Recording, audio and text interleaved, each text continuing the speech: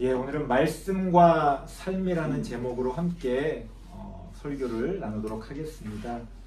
오늘 본문에는 남유다 왕과 북이스라엘 왕의 다르면서도 비슷한 그런 이야기가 기록되어져 있습니다. 앞부분에는 남유다 왕인 아마샤 왕에 대한 이야기가 기록되어져 있고요. 뒷부분으로 가면 좀 일부긴 합니다만 북이스라엘 왕 여로보암의 이야기가 기록되어져 있습니다.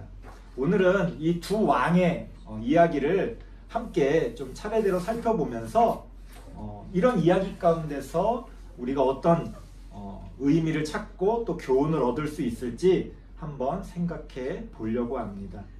먼저 남유다 왕 아마샤의 이야기인데요. 3절과 4절 말씀을 보면 3절과 4절 말씀을 보면 이런 이야기가 나옵니다. 좀 전에 읽었으니까 다시 읽지는 않겠습니다. 아마샤가 여호와 보시기에 정직히 행하였으나 그럼에도 불구하고 부족한 점이 있었다는 거예요. 백성들이 산당에서 우상을 숭배하고 있었는데 그것을 없애지 못했다는 겁니다. 계속 반복되는 이야기 중에 하나입니다. 그래도 나름 아마샤 왕은 하나님에게 칭찬 듣는 왕이었어요. 이 정도만 해도 아주 훌륭한 왕이었습니다. 하나님의 평가가 그래, 그래도 네가 내 앞에서 정직히 행했구나. 그래도 옳은 길을 가기 위해서 노력했구나. 하나님이 인정해 주시는 그런 왕이었습니다. 하지만 여전히 부족하고 또 연약한 그런 문제들도 가지고 있었습니다. 그런 아마샤 왕이요, 오늘 성경을 보면 놀라운 믿음의 모습을 보여주는데요. 그게 5절과 6절에 나옵니다. 우리 5절만 같이 한번 읽어보겠습니다. 5절입니다. 시작. 나라가 그의 손에 굳게 섬에 그의 부왕을 죽인 신복들을 죽였으나 무슨 얘기냐면 이 아마샤 왕이 왕이 된 다음에 자신의 왕권을 강하게 만든 후에 자기 아버지 왕, 자기 아버지였던 왕의 복수를 합니다.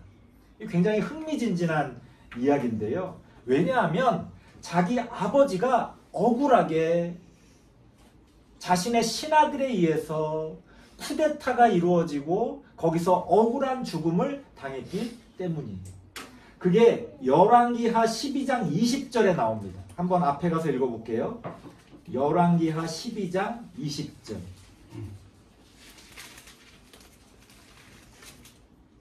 열왕기하 12장 20절을 같이 한번 읽어보겠습니다. 시작. 요아스의 신복들이 일어나 반역하여 실라로 내려가는 길가의 밀로궁에서 그를 죽였고, 이런 일이 있었다는 거예요. 과거에. 그것을 기억하고 내가 언젠가 복수하리라 다짐하고 있었던 이 아마샤 왕이 힘을 얻게 되니까 이제 그때 일을 끄집어내고 복수하는 모습을 보여줍니다. 우리 흔히 왕정국가에서 많이 있는 일들이죠. 실제 우리나라 조선시대에도 그런 일들이 많이 있었습니다. 그래서 자신의 아버지의 죽음에 관련된 사람들을 색출해서 다 처형하는 그런 일을 벌이게 됩니다. 그런데 놀랍게도 뭐가 놀라우냐면 6절 말씀을 보면, 말씀이 기니까 다 읽지는 않겠습니다. 6절 말씀을 보면 자신의 아버지의 죽음에 관련된 사람을 죽이는데 그 사람들만 죽이고 그들의 자녀들, 가족들, 친척들은 죽이지 않았다는 거예요. 왜 우리 옛날 조선시대 때 그런 말이 있잖아요. 삼족을 멸한다. 구족을 멸한다. 그냥 씨를 말려버리는 거예요. 왜냐하면 나중에 또 문제가 일으켜질 수도 있고 또 본보기를 위해서 그렇게 합니다.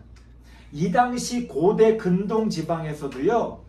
눈에는 눈, 이에는 이, 이게 아주 기본적인 거였어요.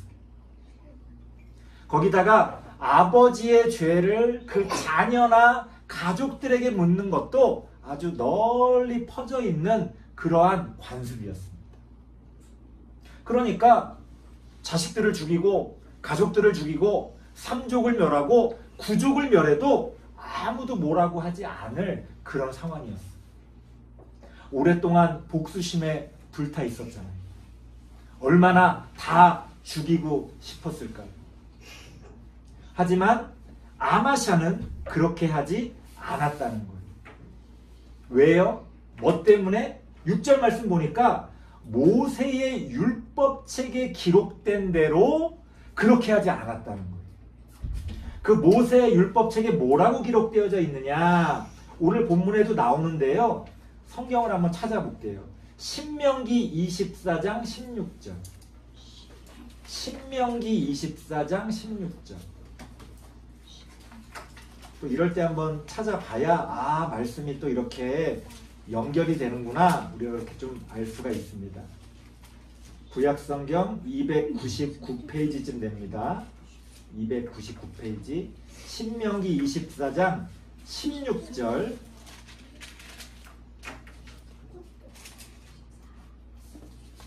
이 두 성경 신명기랑 열왕기하는 기록된 연도가 굉장히 달라요. 그런데 이렇게 연결이 되는 겁니다. 신명기 24장 16절 같이 한번 읽어보겠습니다. 시작. 아버지는 그 자식들로 말미암아 죽임을 당하지 않을 것이요 자식들은 그 아버지로 말미암아 죽임을 당하지 않을 것이니 각 사람은 자기 죄로 말미암아 죽임을 당할 것이니라. 아멘. 이 구약 성경에 기록된 시대는 아주 옛날입니다. 그리고 그 당시에 문화가 있잖아요. 누구나 그렇게 행하는 문화. 성경을 읽어보면 여전히 그 당시의 문화를 벗어나지 못하는 부분들이 있죠. 좀 가부장적인 문화라든가 그런 것들이 여전히 있습니다. 그런데 놀랍게도요, 부분 당시의 문화나 관습과 어떤 법률과 비교했을 때 너무나 앞서가는 그러한 어떤 통찰들이 성경에 기록되어져 있습니다. 오늘 본문의 말씀도 그런 거예요. 누구나 자신의 죄로 죽을 것이지 다른 사람의 죄 때문에, 그게 가족 때문에, 누구 때문에, 그건 억울한 거라는 거예요. 이게 오늘날에는 당연하잖아요. 이 근대 이후에 합리적인 시대를 살아가고 있는, 이성의 시대를 살아가고 있는, 소위 말해 아주 현대화된 법치주의 시대를 살아가고 있는 우리에게는 그게 당연한 거예요. 당연하지. 억울하게 왜 내가 부모님 때문에 내가 왜 억울한 일을 당해야 돼? 이러지만 우리도요, 몇십 년 전만 해도요, 다 뭐 부모님 빚진 거 자식들이 다 갚고 이런 일들 뭐 흔했잖아요. 지금은 이제 법적으로 상속을 포기한다거나 여러 가지 방법들이 있어요. 그런데 성경에는, 이 몇천 년 전에 쓰여진 성경에는 바로 오늘날과 같은 현대적인 통찰이 담겨 있다는 겁니다. 더 놀라운 건 아마샤 왕이 그 말씀대로 따랐다는 거예요. 목사님, 말씀대로 따르는 게 당연한 거 아닌가요? 아니요. 구약 성경의 역사를 쭉 읽어보면요, 이스라엘 백성들이, 우리는 뭐 유대인들이 무슨 뭐 탈무드, 뭐 말씀을 다 외우고 뭐 막 이러니까 말씀대로 산 것 같잖아요. 외우기만 해. 잘 알기만 해. 실제로는 말씀대로 안 살았어요. 실제로. 거의 대부분들이 하나님 말씀대로 안 살았어요. 그러니까 결국은 망하고 결국 하나님에게 버림을 받은 거예요, 유대인들이. 오늘날 그러한 유대인의 문제를 또 어떻게 바라봐야 될지, 이것도 굉장히 어려운 좀 신학적인 문제입니다만, 아무튼 그렇기 때문에 하나님께서 그 유대인들에게 그러한 고난을 허락하신 거예요. 하나님 말씀대로 안 살았어요. 그래서 오늘 이 아마샤 왕의 이 모습이 너무 특이하고 너무 대단한 거예요. 오늘날 말씀대로 살아야 된다고 말하는 사람들이요, 자기 편리한 대로 자기한테 이익이 되는 거는 말씀대로 살라고 얘기하지만요, 다른 건 말씀대로 안 삽니다. 자기 편리한 대로 말씀대로 살아요. 아마샤 왕에게는 복수에 지금 사로잡혀 있잖아요. 이 말씀을 무시할 수도 있었어요. 아니, 무시하는 게 자기에게 이익이에요. 무시했다고 해서 아무도 뭐라고 하지 않을 상황이에요. 그런데 홀로 하나님 앞에서 그 말씀을 지키기 위해 그 복수의 순간에서조차 하나님의 말씀을 따라 행했다는 거예요. 이게 이 아마샤 왕의 놀라운 믿음의 모습입니다. 오늘날 우리에게서도 쉽게 발견할 수 없는 그런 믿음의 모습을 이 아마샤 왕이 우리에게 보여주고 있다는 거예요. 하나님께서 그러한 아마샤 왕의 믿음을 보시고 그 믿음에 보답해 주십니다. 오늘 다시 본문으로 돌아오겠습니다. 열왕기하 14장 7절 말씀 같이 한번 읽어보겠습니다. 열왕기하 14장 7절입니다. 함께 읽겠습니다. 시작. 아마샤가 소금 골짜기에서 에돔 사람 10,000명을 죽이고 또 전쟁을 하여 셀라를 취하고 이름을 욕드엘이라 하였더니 오늘까지 그러하니라. 전쟁에서 크게 이기고 새로운 땅을 정복하게 됩니다. 아마 이때 이 아마샤 왕이 복수의 눈이 어두워서 다 죽이고 자기 마음껏 그렇게 행동했다면 그 나라가 어찌 됐을지 아마도 하나님 앞에서 망하는 길로 가지 않았을까 그런 생각을 해보게 됩니다. 아마샤는 하나님의 말씀을 따라 하나님의 말씀대로 행하는 그러한 삶을 살았다는 거예요. 내가 힘이 있는데 내가 뭔가를 내 마음대로 할 수 있는데 하나님의 말씀을 따라 그것을 절제하는 것은요 되게 어려운 거예요. 우리가 가난할 때는 하나님 저에게 복 주세요. 하나님이 함께 하시면 내가 다 이렇게 저렇게 할 거예요. 이런 기도 쉽게 할 수 있어요. 없으니까 지금. 없으니까. 근데 내가 정말 그렇게 할 수 있는 힘이 있잖아요. 그런 기도가 쉽게 안 나옵니다. 왜? 그러면 해야 되잖아요. 해야 되잖아요. 그러니까 하나님 말씀대로 행하고 살아간다는 게 생각처럼 쉬운 일이 아니라는 거예요. 내 일이 아닐 때는 쉽게 말을 해요. 나와 상관이 없을 때는 쉽게 정죄하고 쉽게 말합니다. 아니 그래야 되는 거 아니야? 다 그런 거 아니야? 근데 막상 그게 내 일이 되고 내가 해야 되는 일이 되면요 쉽게 그게 되지 않습니다. 오히려 하나님의 말씀을 외면하고 싶죠. 내가 하고 싶은 말만 하고 내가 하기 싫은 말은 안 하는 거예요. 이러한 유혹을 느끼고요. 대부분 그런 유혹에 빠집니다. 그래서 우리가 하나님의 말씀을 믿는다라고 할 때 신학적으로 전제 조건이 있어요. 뭐냐면 우리는 하나님의 말씀을 전체로서 믿는다 이렇게 이야기합니다. 부분 그렇게 믿는 게 아니에요. 그래서 제일 위험한 신앙이 어떤 신앙이냐, 어느 한 구절을 이렇게 따가지고 여기 봐라 이렇게 말하고 계시지 않냐, 성경에서 하나님이 이렇게 말하고 있지 않냐, 그러니까 이건 틀렸고 저건 잘못됐고 이렇게 해야 되고, 이게 제일 단순한 신앙이에요. 하나님의 말씀은 그렇게 보면 안 돼요. 하나님의 말씀은 전체로 봐야 돼요.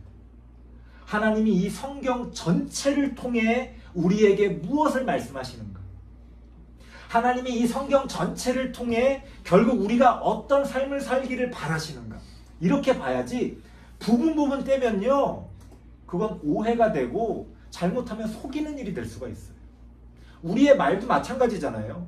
내가 어느 상황에 했던 그 말만 떼가지고 비판을 하면 그러면 뭐 이 세상에 나만 할 사람이 있습니까? 다 아주 그냥 흉악하고 나쁜 사람이죠.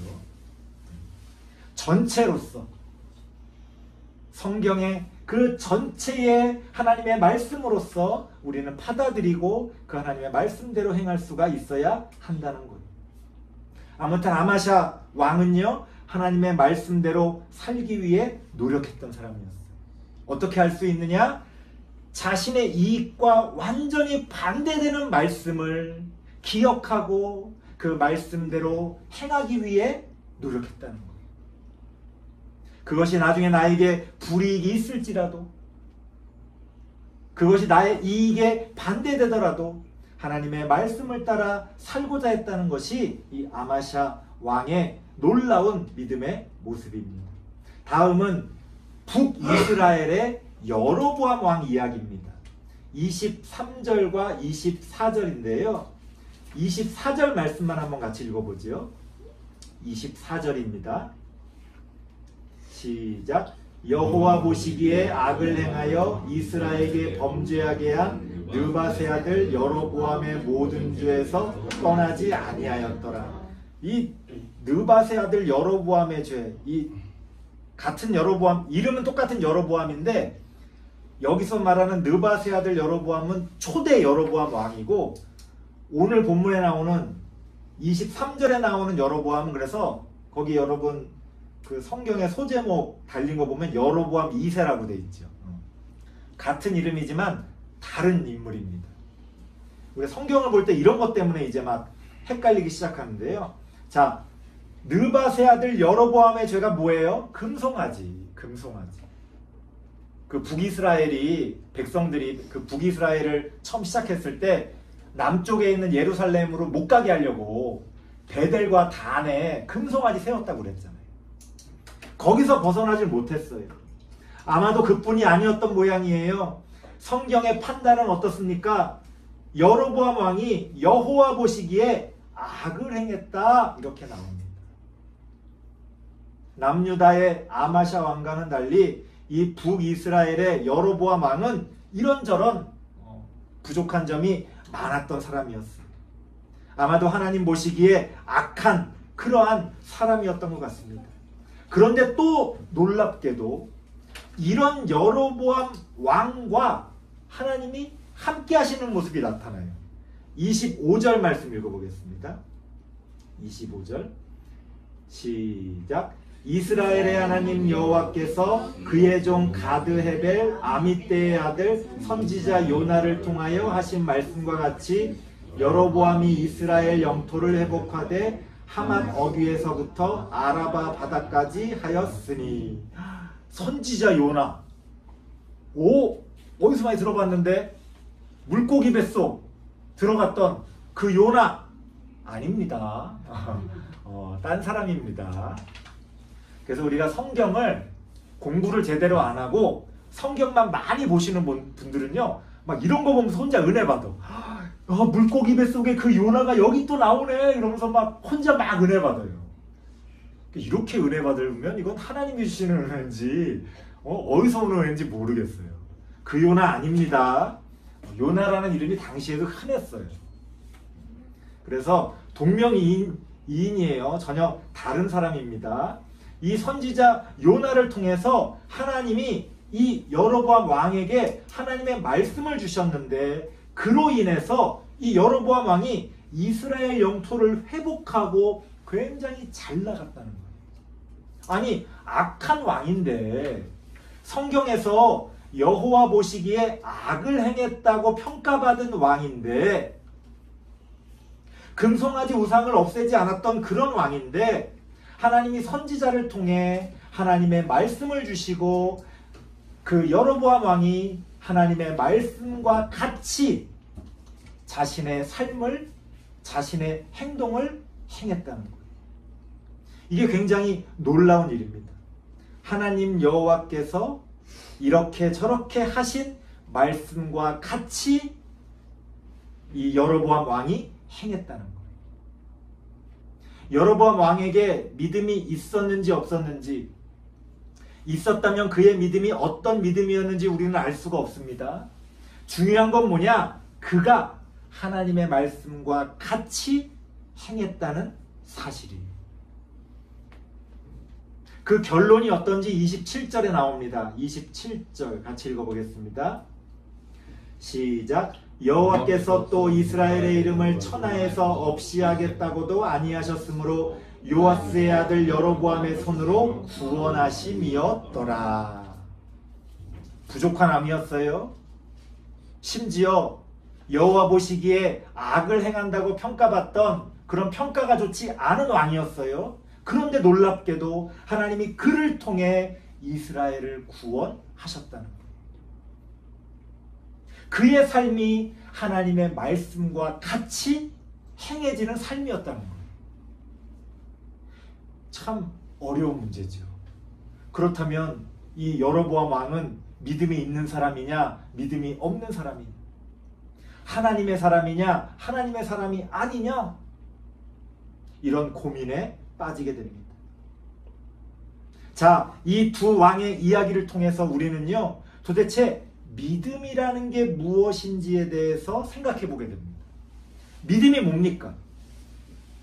남유다의 아마샤 왕은 이런저런 것들은 많이 부족했지만 자신의 믿음을 가지고 하나님의 말씀대로 행했던 인물이었어요. 북이스라엘의 여로보암 왕은 자신의 믿음을 보여주지 못했어요. 하지만 하나님의 말씀과 같이 행하며 결국엔 믿음의 일을 이룬 인물이에요. 뭔가 비슷하지만 다르죠. 뭔가 다른 것 같으면서도 비슷한 모습을 보여줍니다. 믿음이라는 게 무엇일까요? 우리는 흔히 내가 믿는다고 말하거나 저 사람에게는 믿음이 없다고 말합니다. 이렇게 말할 때 우리가 생각하는 믿음이라는 건 뭐예요? 어떤 추상적인 확신. 나 믿어. 아니, 쟤는 안 믿어. 믿어야 구원받지. 어떤 추상적인 확신을 믿음이라고 생각해요. 하지만 우리가 그걸 믿음이라고 번역을 해서 그렇지, 성경에서 말하는 그 믿음이라고 번역한 단어는요, 그런 어떤 추상적인 확신이 아니에요. 믿습니까? 아멘. 성경엔 그런 게 없어요. 하나님 앞에서는요, 믿습니까? 아멘. 아무 의미가 없어요. 말만 해서 무슨 의미가 있어요? 말은 누가 못해요. 그러면 뭐 말 못하는 사람은 말 못하는 사람은 믿음을 고백할 수 없겠네요. 성경에서 말하는 믿음이라는 건 그런 어떤 자기 확신, 자기 확신의 강도, 혹은 남 앞에서 내가 믿는다고 말하는 그런 어떤 모습, 그런 게 아니에요. 단순하게 말씀드리면 믿음이라는 건 하나님의 말씀대로 행하는 삶입니다. 그러니까 우리가 누군가의 모습을 보고 판단할 때 저 사람이 정말 믿음이 있는지 없는지를 어떻게 알겠어요? 알 수가 없죠. 물론 뭐 짐작은 할 수 있겠죠. 뭐 이러니까 이런가 봐. 하지만 우리는 알 수 없습니다. 내가 믿음이 있는지 없는지를 어떻게 알아요? 아무리 고민하고 혼자서 묵상을 해도요, 어쩔 땐 믿음이 있는 것 같은데 내가, 또 어쩔 땐 믿음이 없는 것 같아. 막 의심이 들 때도 있으니까. 그래서 막 고민하시잖아요. 고민할 필요가 없어요. 왜? 그건 믿음하고 상관이 없으니까. 내가 아무리 확신해도 하나님 보실 때 그게 믿음이 아닐 수도 있고, 나는 확신을 못해. 우리 성도님 하나님 잘 믿으십니까? 저는 안 믿어요. 저는 못 믿겠어요. 이렇게 말해도 하나님 보실 땐 그게 믿음일 수 있어요. 왜? 무엇을 통해? 너무나 단순하게도 하나님은요, 우리가 행하는 삶을 보십니다. 삶을 보세요. 내가 하나님을 믿는다고 말하는데 하나님 말씀대로 안 살아. 하나님 말씀과 상관없이 살아. 도대체 그 사람이 말하는 믿음은 어디에 있는 겁니까? 그럼 말이 안 되는 거예요. 그래서 행함이 없는 믿음은 죽은 믿음이라는 말이 그래서 나오는 거예요. 단순합니다. 내가 볼 때 저 인간은 나쁜 놈이야. 저 인간은 뭐 많이 부족해. 믿음이 없는 것 같아. 근데 그의 삶이 그럼에도 불구하고 그의 삶의 방향이 하나님의 말씀을 따라 나아가고 있다면 우리는 그걸 믿음의 삶이라고 말할 수가 있는 거예요. 너무 단순하지만 그렇기 때문에 너무 무섭습니다. 왜? 숨길 수가 없어요. 내 마음은 숨길 수 있잖아요. 제가 여러분들 앞에서 목사니까 믿음이 있는 척 할 수 있어요. 막 기도하는 척 할 수 있어요. 막 굉장히 거룩한 척 할 수 있어요. 숨길 수 없는 건 뭐예요? 제 삶이에요. 제 평소의 삶, 제가 평소에 행하는 말들, 제가 평소에 보여주는 모습, 제가 평소에 추구하는 가치, 이거 숨길 수가 없어요. 그러니까 나는 믿음이 있는 것 같아, 없는 것 같아 고민하지 마세요. 하나님의 말씀을 따라 살아간다면, 하나님의 말씀을 따라 살아가기 위해 내가 애쓴다면 거기에 믿음이 있는 거예요. 근데 우리는 내가 행하면서도 불안해. 왜? 내 마음 깊숙한 곳에 내가 믿나 안 믿나 막 이러니까. 괜찮아요. 여러분들이 마음으로 하나님 나는 못 믿겠어요 라고 말해도 여러분의 삶이 그 믿음의 길을 향해 나아가고 있다면 하나님은 그걸 믿음이라고 부르시는 거예요. 결국은 하나님이 보시는 것은 우리의 삶의 방향입니다. 하나님이 보시는 것은 우리의 믿음을 행하는, 하나님의 말씀을 따라 살아가는 우리의 삶의 모습이라는 거예요. 중요한 것은 그렇게 말씀을 따라 행하는 삶을 통해 하나님의 뜻이 우리의 삶 가운데서 이루어져 가는 겁니다. 그렇게 믿음의 역사는 우리의 믿음의 길을 통해서 열매 맺어 간다는 겁니다. 오늘 이 두 왕의 이야기를 통해서 우리는 그러한 믿음의 모습을 살펴보게 됩니다. 나는 과연 어떠한 모습으로 어떠한 길을 향해 나아가고 있는지, 나는 하나님의 말씀을 붙들고 세상의 기준을 따라 살아가는 것이 아니라 하나님이 우리에게 가르쳐 주시는 그 진리의 길을 따라 내가 그것을 선택하고 살아가고 있는지,